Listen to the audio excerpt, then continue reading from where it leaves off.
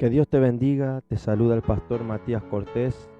Quiero compartir hoy con todos ustedes este pasaje de la palabra de Dios que se encuentra en el libro de Ezequiel, capítulo 16, verso 48 y 49. Dice así: Vivo yo, dice Jehová el Señor, que Sodoma, tu hermana y sus hijas, no han hecho como hiciste tú y tus hijas.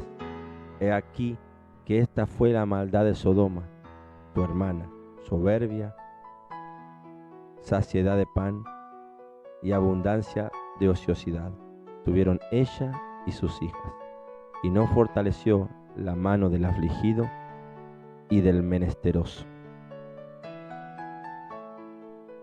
Sabemos que Sodoma y Gomorra fue destruida por la maldad que había en ella. La maldad se había multiplicado y ya no quedaba nada bueno allí para Dios. Por eso Él tomó la decisión de destruirla. Pero muchas veces lo primero que pensamos que ¿por qué Dios destruyó esta ciudad?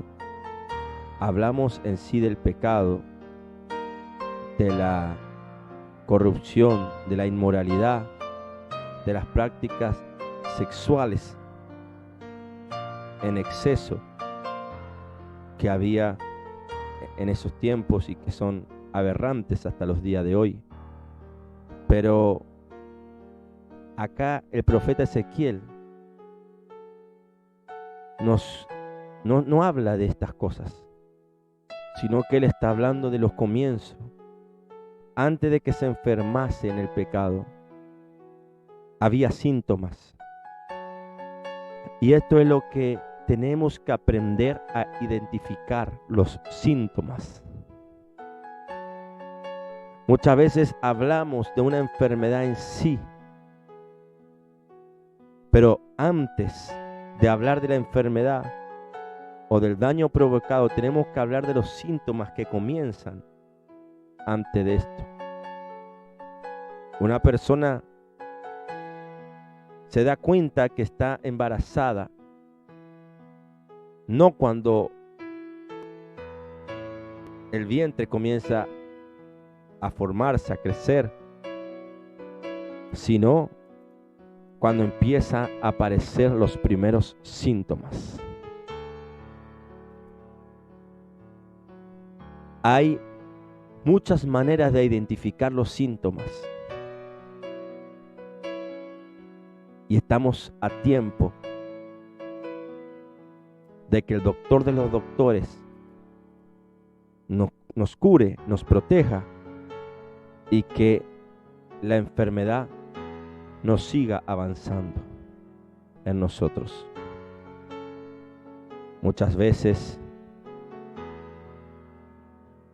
la falta de identificación de síntomas hace que la enfermedad siga avanzando. Una persona decide quitarse la vida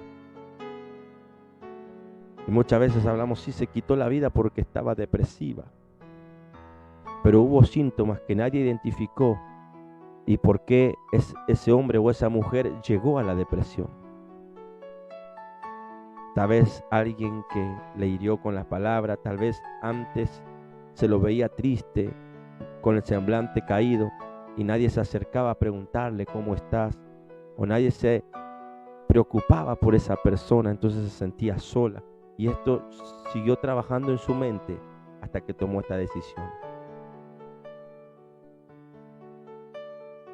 Amados y queridos hermanos, la palabra de Dios nos da muchos ejemplos de cómo identificar los síntomas cuando una persona está mal. Simplemente, una persona no tiene paz, no puede tener gozo cuando ha descuidado la oración. Y descuidar la oración es una señal. Si sabemos y notamos que no estamos orando, es una señal de que las cosas pueden empeorar en nuestra vida. Cuando nosotros notamos que no estamos enfocados en la presencia de Dios, esto nos hace a nosotros no tiene que hacer en nosotros un ruido. Cuando las cosas vienen mal, no la podemos tolerar. No tenemos paciencia para soportar. Entonces, porque no pudimos identificar el síntoma y muchas veces cuando las cosas se quieren arreglar ya es tarde. Esta fue la maldad de Sodoma, la soberbia, la saciedad de pan. Dios bendijo de tal manera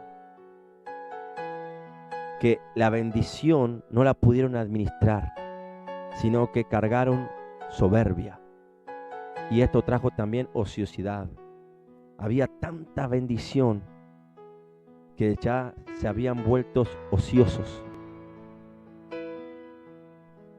Y esto es cuando la bendición de Dios viene para nuestra vida y somos malos administradores. Corremos riesgo de ser soberbios. ¿Cuántas personas que cuando no tienen nada, ahí están buscando, siendo humildes, pero cuando tienen un poco, se vuelven soberbios? Cambia de parecer. Esto trae la ruina. La palabra de Dios dice, antes de la caída viene la altivez de espíritu, la soberbia. Viene el egoísmo. Hay un porcentaje que las personas que más ayudan son los que menos tienen. Porque una persona que tiene condición de ayudar se vuelve egoísta muchas veces, en la gran mayoría de los casos. Es que el tener en abundancia, si no se sabe ser un buen administrador, te enceguece. Y esto era lo que había pasado con Sodoma. Este era el síntoma que no pudieron identificar. Antes de llevar una vida y en meterse en los placeres pecaminosos del mundo, ellos dejaron entrar la soberbia. Fueron malos administradores y también egoístas. Mis hermanos, mis hermanas, no podemos continuar sin antes fijarnos cómo estamos, cómo está tu vida, cómo estás delante de Dios. Amados y queridos hermanos, la palabra nunca llega vacía. Este es el tiempo para nosotros entregarnos al Señor completamente y decirle, Señor, nada es nuestro, todo es tuyo. Ayúdanos a permanecer fieles a ti. Oremos. Padre, te agradezco por esta oportunidad que tú me das de poder estar aquí recibiendo palabra en tiempos difíciles. Yo sé que tú nos ayudas, que tú nos guardas, que tú nos traes protección, que tú nos libras del mal. Bendice nuestras vidas, te lo pedimos. Necesito de ti, necesitamos de ti a cada momento. Tu amor, tu misericordia, tu fidelidad permanezca en nosotros. Queremos serte fiel hasta la muerte, hasta los últimos días de vida, hasta los últimos segundos de respiro. Queremos permanecer bajo tu voluntad. Amén y amén.